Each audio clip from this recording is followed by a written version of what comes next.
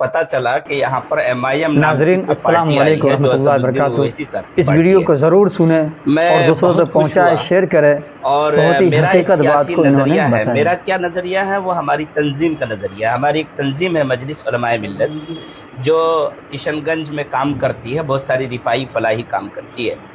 तो तंजीम का हमारा नज़रिया है कि जहाँ कहीं भी मुसलमान 51% या उससे ज़्यादा होंगे, वहाँ पर हम मुस्लिम पार्टी के मुस्लिम कैंडिडेट को सपोर्ट करेंगे। लिहाजा जब हम किशनगंज में देखे तो हमने देखा कि भाई किशनगंज में तो माशाल्लाह चारों बल्कि सीमांचल की 10 सीटें ऐसी हैं जहाँ पर 51% या उससे ज़्यादा मुसलमान है और MIM पार्टी आई हुई है। तो मैं एक नज़रिए के तहत बग़ैर किसी कंडीशन के, बग़ैर किसी शर्त के अख्तरुल ईमान साहब MIM और उवैसी साहब के लिए लड़ता रहा, सबसे लड़ा।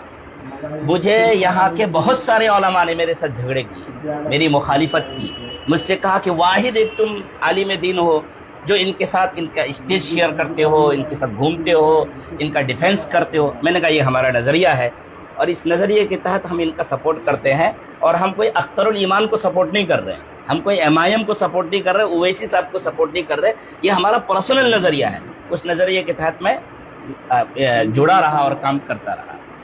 अभी जो मैंने दावा किया था ये मेरा, मैं खुद इस बात का इकरार करता हूँ कि मैंने ये बात अख्तरुल ईमान साहब से भी कहा था, पार्टी के दिगर और लोगों से भी कहा था कि मेरा दावा सरसरी है तजर्बे के लिए, कि देखते हैं कि दावे करने के बाद जो है किस तरह के क्या अहवाल पैदा होते हैं। एक तजर्बा हासिल करने के लिए हमने ये दावा किया था और हमको एक खास तजर्बा भी हुआ। अभी पार्टी के सिलसिले में मेरी इतनी शिकायत है कि MIM जो मिल्लत का बात करती है, MIM बात करती है कि ये मिल्लत के मसाइल को खड़ा करेगी। MIM के जो अफराद है, जिम्मेदारान हैं, वो ऐसा लगता है कि किसी मौलाना से कम नहीं है। हाँ, उसी तरह की गुफ्तगू करते हैं, बल्कि निजी मजलिसों में बाज़ लोगों ने हमसे कहा कि ये जो क़यादत है यहाँ की किसी मौलवी से कम नहीं है। अरे भाई, ऐसी क़यादत, ये जो बेराह रवि है 2020 में भी हमने देखा तो हमने सोचा कि सुधर जाएंगे ये।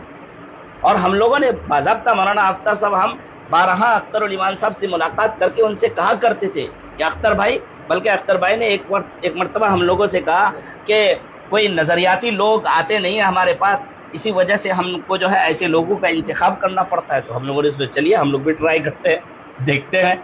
लिहाजा इंतहाई शिकायत है पार्टी से कि मिल्लत का नाम मत लीजिए, आज से आप मुसलमान का नाम आप लोग लेने के हकदार नहीं हैं, इस्लाम का नाम लेने के हकदार आप लोग नहीं हैं।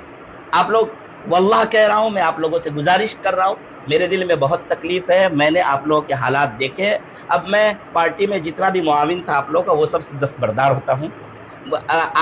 आप जिस तरह है उसी तरह कांग्रेस है, उसी तरह BJP है, उसी तरह RJD। आप कोई मिल्ली सियासी पार्टी नहीं है। अब यहाँ पर हमको सीमांचल को आपके चुंगल से बचाना है और आपके चुंगल से निकालना है।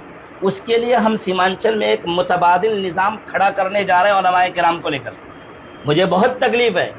हम सिर्फ आपके साथ इस बुनियाद पर खड़े थे कि आप मिल्लत के तहफ़्फ़ुज़ की बात करते हैं, लेकिन आप जैसे लोग मिल्लत का तहफ़्फ़ुज़ नहीं कर सकते हैं। इमामत की बात करते हैं हमारे मोहतरम जनाब अख्तरुल ईमान साहब, इमाम हो। आप कैसे इमाम है भाई? आपको अलहम्दु शरीफ याद नहीं है क्या? आपको सना याद नहीं है क्या? आपको कुल या अय्युहल काफिरून याद नहीं क्या? आपको पता ही नहीं आपके पीछे के लोग क्या कर रहे हैं? या उवैसी साहब कैसे इमाम है कि यहाँ पर क्या हो रहा है उनको पता नहीं है? कैसी नमाज पढ़ रहे हैं और पढ़ा रहे हैं आप लोग? देखिए, आप लोगों ने गलत ट्रैक इख्तियार किया है। अब्दुल्ला सालिम में क्या कमी थी, मुफ्ती अतर में क्या कमी थी? चलिए, मैं तो दस्तबरदार हो गया था। इन दोनों हजरात में क्या कमी थी?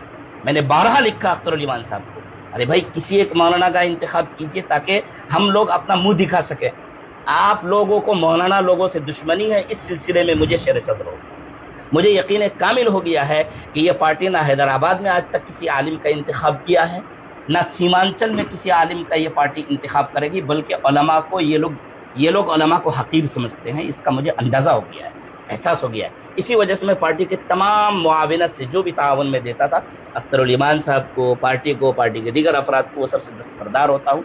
एक विकल्प में यहाँ पर इंशाअल्लाह उलमा के साथ मिलकर के खड़ा करने की कोशिश करूँ। शमीम साहब, आपने क्योंकि हलफनामा लिया था और आपके यहाँ से دوسرے شخص کو جو ہے منتخب کیا گیا ہے ایز اے کینڈیڈیٹ، تو آپ مطمئن نہیں ہیں، بہتر ان کو وکلپ نہیں مانتے ہیں؟ بچہ ہے وہ، مسکرانا نہیں آتا ہے اس کو نہیں بیٹھنے آتا ہے 10 لوگوں کے بیچ میں کس طرح ایک باڈی لینگویج ہوتا ہے، ایک ایٹیٹیوڈ ہوتا ہے، وہ لگتا ہے کیا کچھ. اب کس بنیاد پر دیا وہ سب کو معلوم ہے، میں اپنی زبان کو گندی نہیں کرنا چاہتا ہوں. کس بنیاد پر؟ نہیں کہا، میں نہیں بولوں گا کس بنیاد پر، سبھی لوگ بول رہے ہیں، آپ لوگ سن رہے ہیں کہ پیسوں کا ریل پیل ہوا ہے اور پیسوں کا کھیل ہوا ہے.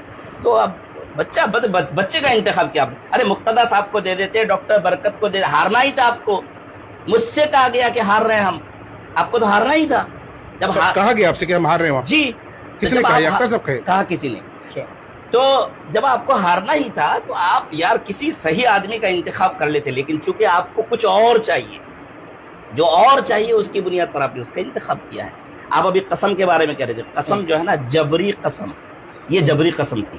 ہم لوگوں کو معلوم ہے جبری قسم میں قسم ہوتی ہی نہیں ہے، قسم ثابت ہی نہیں ہوتی ہے. کسی بھی عالم سے پوچھ لیجیے آپ. قسم کی 3 قسمیں ہیں، ان میں سے ایک قسم لغو ہے، قسم لغو کی ایک شق ہے قسم جبر. ہم نے ابھی سرچ کیا، ابھی آپ نے جو سوال کیا تھا مفتی صاحب سے، قسم جبر ثابت ہی نہیں ہوتی ہے. جبر وہ تو لالچ میں، اور بیچارہ کون قسم کھائے گا.